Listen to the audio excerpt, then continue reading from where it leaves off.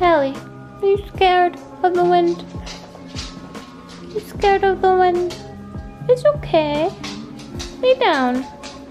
It's okay. It's okay. It's just wind. It's okay. Don't be scared. Ellie. Ellie. It's okay, it's okay. You're shivering.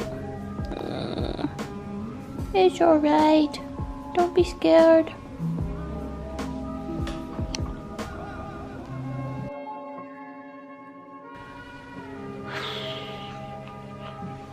Morning. So today is Monday. So today has been already, I'm exhausted, and it's like 9:40 in the morning. I actually ended up getting a last minute project on Thursday evening, so I had Friday, Saturday, and Sunday to complete a new launch that'll be going live for the holiday season, and it required me to do a bunch of graphic design, surface pattern design, and illustration. So it was kind of a whirlwind, fast and furious 72 hours trying to get everything completed. So it was up until like almost 4 o'clock on Sunday, and I worked this weekend just to try and get through the materials and finish up what I needed to do. So basically, like I said, I've gotten like no sleep, and I'm feeling a little ragged today. And I'm up at 6 o'clock in the morning because I have to get the kids ready. I have a middle schooler and a first grader. So I usually get up around 6, get the like lunches made for the kids, get breakfast done, and then get the kids up and situated, and then get myself situated before I walk my youngest to school and before my oldest heads out for the bus. But like I said, I went to bed at like 4 o'clock this morning. So thankfully my partner is super helpful, and on days like this where he knows I'm working on deadline and I end up having to stay up extra late, like the night before, he'll help out. He usually works evenings. He's a therapist, so he tends to work with clients like after work, so he's got later hours. So that's why I'm usually the one up in the morning, because I kind of coordinate my hours around my girls' school day. But yeah, last night was a doozy, just because I was working all weekend trying to get this project done, which I'll show you guys a few clips of in a minute. Or actually, while I'm doing this voiceover, I'll show you guys some clips. But I was just trying to get this done so that I can get it in by deadline today, which is noon Mountain Time, which is basically 1 o'clock our time. So I have a couple hours. I'm actually pretty much done with everything. I just have to get some of the visuals and icons into an app that we use on the iPad, and size everything properly, and then load them to Dropbox and send over to the client. But yeah, so he kind of took over getting the girls situated. I got up around 8 o'clock so I could at least get like 4 hours of sleep in, and then I dropped my little one off at school this morning. But yeah, so I'm gonna get to work trying to finish this so I can get everything submitted by deadline. I'll show you guys some of the work that I was doing. Like I said, I do a combination of creative visual work, graphic design work, and digital media. And this specific project is like digital sticker sets, similar to kind of like the stuff that I sell on my Etsy with like the digital stationery, as well as my creative market site. But it incorporated more illustration, icon work, and it's holiday themed. So yes, like, and typically actually this is kind of late for getting a holiday theme project done. It's usually September. I feel like everything kind of works 3 to 4 months in advance. That's how it worked in the retail world when I was working corporate fashion. Sometimes even further out lead times, like 6 months. But for what I'm doing with the creative visual stuff, it makes sense just to do things 3 to 2 months in advance. So even though it's like not even Halloween yet, I'm already working on a holiday set. So I'll show you some of the visuals of that. What else did I want to talk about really quick? Oh yes, so I'm thinking of doing like a kind of like the freelance life, like 5 things I learned this week, just like quick little short videos that I think will be informative in terms of the business side of things, and also like motivational, because I feel like often when you're a freelancer, you feel like you're doing things alone if you don't have a network that you've built up. And obviously places like YouTube and things like that, I see this beautiful network being built between different creatives in this online space. I'm really lucky to belong to different Facebook groups and actually have creative friends who are professionals in the field just like me, and we can, you know, touch base and talk to each other about what's going on with work. And you know, I don't feel like I'm just like this, you know, in this little silo by myself in my home working. I'm really lucky that I have a creative network of friends that can either, you know, help bring projects to life or inspire me or listen to my my stresses and things like that. So I wanted to kind of share a few things. I don't have 5 today, but I have a few things that I want to talk about really quick before I get back to like finishing my actual work.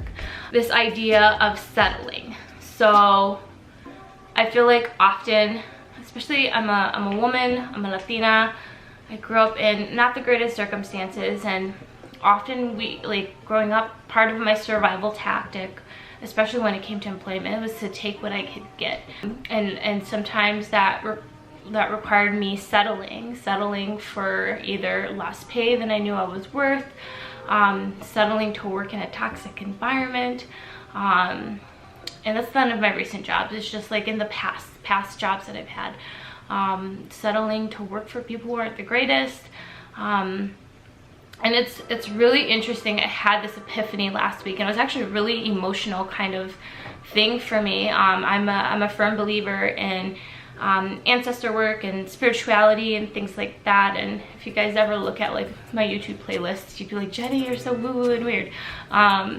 But like that's part of my culture. And I'm a Latina, like I said. I grew up in the hood in Chicago, and I had a single mom. I don't know who my biological father is.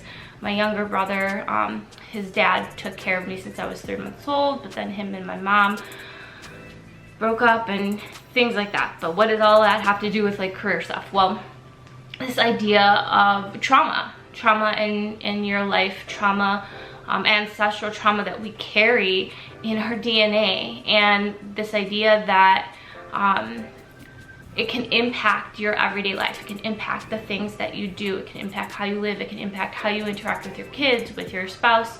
And I think I have an even greater insight to these kinds of things just because Dwight, my significant other, he's a therapist, and we talk about this kind of stuff. And I noticed there's these patterns of trauma, especially when it comes to working in careers. My mom, like I said, was a single mom. She had me really young. She was only 17. She dropped out of high school, so she had no high school diploma. She had no college degree, and she was a housekeeper for 20-something years. And now she's a nanny, and she loves it. And I think for the most part, the people she works for, they take good care of her. And she seems, you know, okay. One day, that's like my dream goal, is like to be able to take care of my family with the work that I do, and bringing them into the creative world. But I digress. But she settled a lot, and she took a lot of bullshit.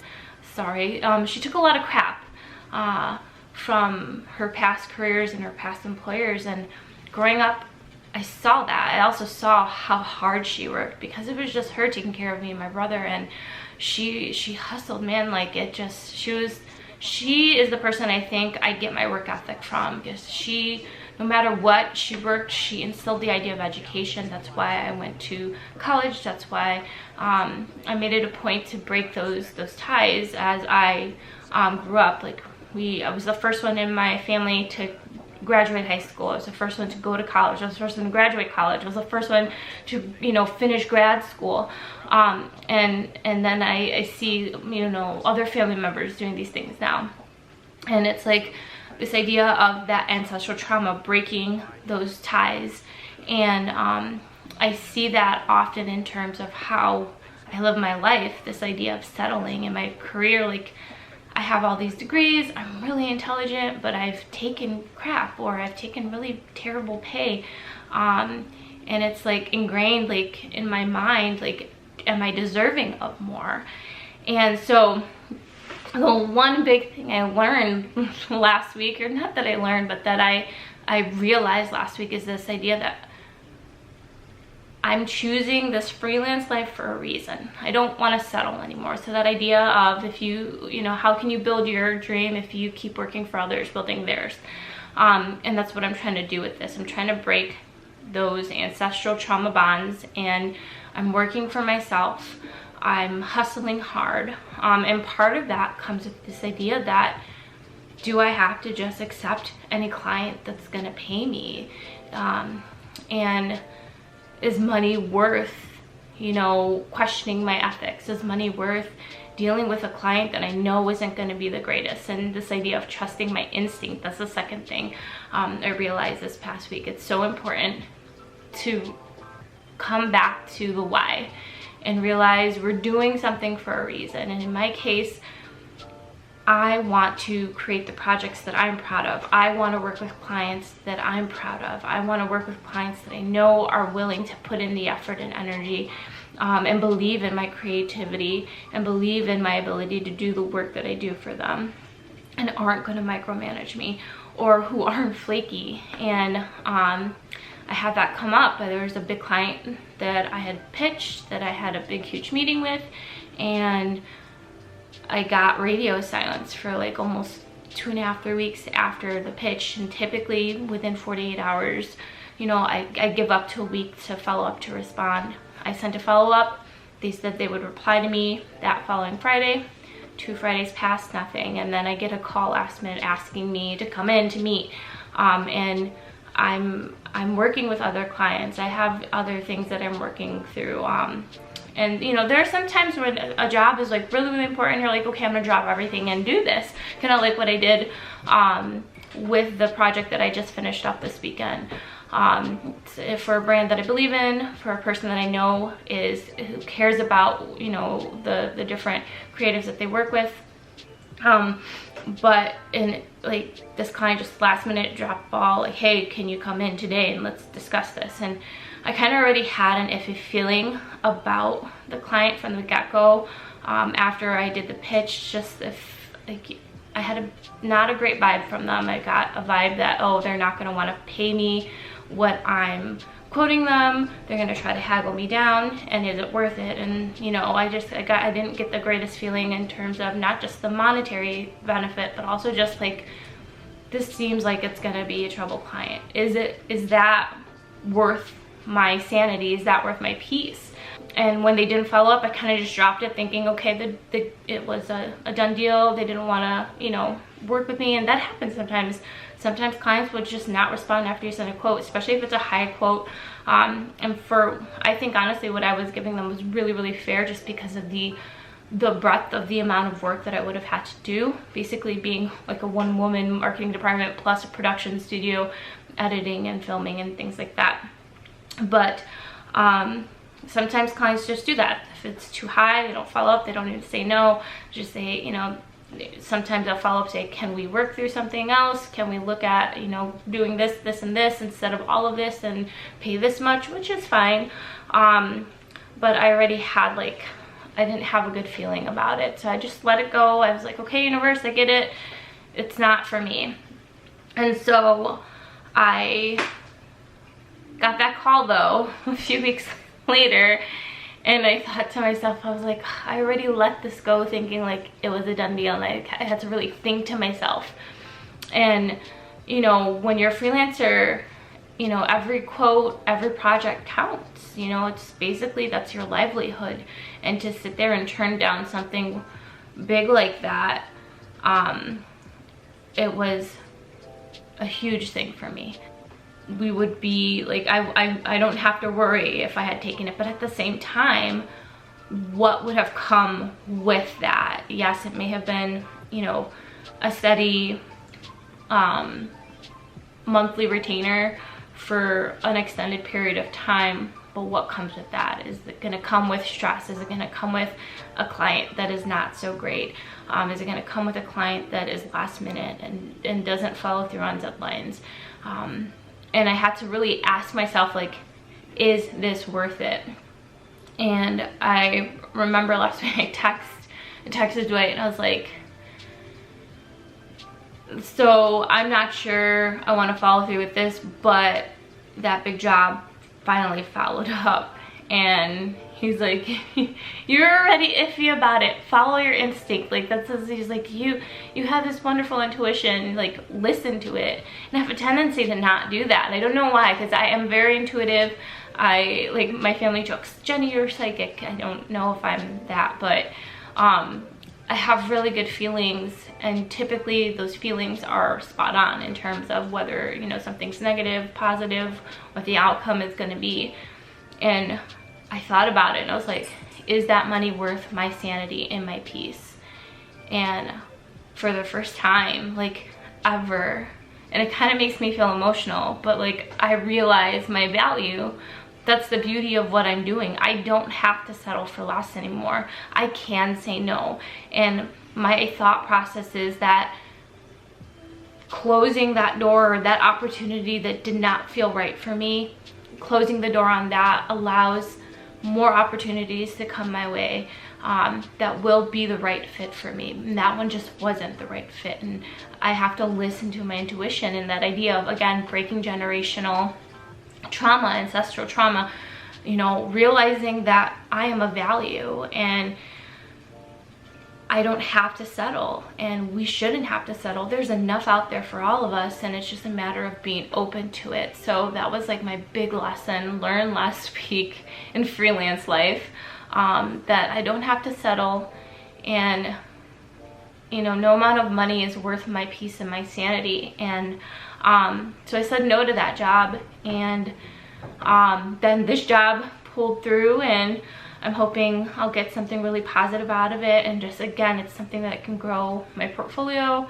But yeah, that was a big thing. And then also the other thing is listening to my intuition, without getting too spiritual, guru, woo-woo on you. Like, I'm a firm believer in energy, and when people put out energy, you know, what they put out, you get back. And I want to put out positive and affirming and empowering energy. That's why I figured, like, revamping my YouTube channel that used to be dedicated to the work I did for Half Stack, empowering others through the work that I'm doing.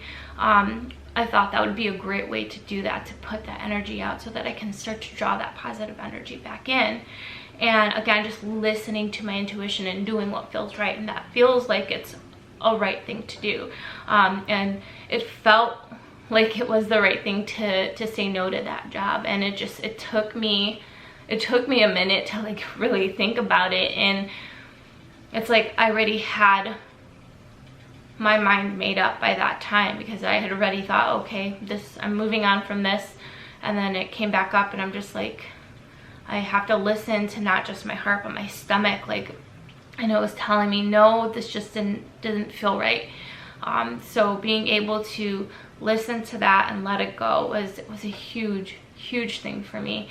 And just, like, again, working from my heart space, working from my center, and listening to my intuition, in hopes that whatever the universe has in store for me will be the right fit. And yeah, so if you guys are out there like me and you're thinking about value, and I feel like that's a big thing, especially with women, mothers, you feel like we tend to undervalue ourselves, and it's okay to put value and worth in who you are and the work that you do. You're capable, you know your stuff. You just have to believe in it, and that's what I'm trying to do every day. Believe in who I am, believe in my worth, believe in my value. All right.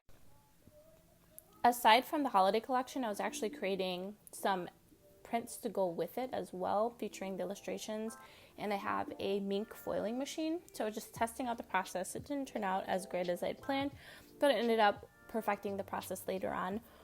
Just finalizing some illustrations with some artwork and creative work that I was launching for Creative Market and for Etsy. And I was also prepping some files for a client project that you'll end up seeing towards the end of this. And the month of October in Chicago, weather-wise, was just kind of crazy. It felt like we only had like 2 days of fall, and then we jumped right into winter. It ended up snowing before Halloween, and Halloween was freezing cold for the kids, but we made it through, and what was really nice too is that we ended up having family come in from Canada, and we kind of went and did all of the touristy things that people do in Chicago. We went and visited the Bean, and we went to United Center, and we just had some really fun family time that I was able to fit in with my schedule this month. And then after that, later in the month, towards the end of the month, I ended up going to be a guest artist teacher at a program that's based in the city called After School Matters, and it's a nonprofit that focuses on offering kids from the inner city opportunity and growth and specific education relating to the creative arts and to technology. So I ended up presenting on how to use die cutting machines, so specifically things like the Silhouette Cameo or Cricut. And basically all the students that I worked with are in a fashion program, and they were developing their own brand, and the next level beyond this brand was to kind of like bring it to life. So we ended up working on creating a brand using Adobe Illustrator and figuring out how to digitize the files, and then how to transfer those files to an SVG or a PNG file that can then be cut on a Cricut or a Silhouette machine. So the teens ended up having a blast. I had so much fun with them. It's always fun to do stuff like that. And I ended up closing out my month really focusing on getting client work done. I was working on some logo stickers for a photographer who is based out of Pennsylvania. So I was trying to get those things cut out. I was working with some really fun materials that I've been incorporating into the mix, specifically clear sticker vinyl and things like that. And that's really it for the month of October. It was an interesting one. It was one filled with lots of things to do, some deep thinking on my part, and then some really fun opportunities like the project over at After School Matters. So I hope you guys enjoyed this. I hope you find it beneficial and interesting, and I hope the middle segment, my the 5 things I learned, I hope those 5 things I learned hit close to home for some of you. And yeah, thanks for watching, and I will see you guys soon. Bye.